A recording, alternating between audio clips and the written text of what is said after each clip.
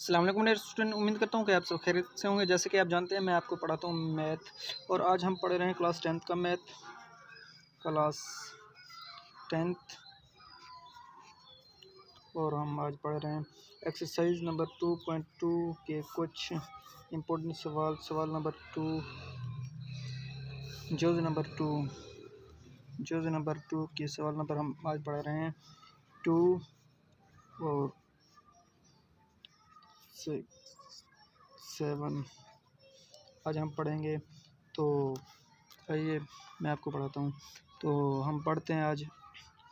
सबसे पहले question number 2। तो क्वेश्चन नंबर 2 है 1 - 3।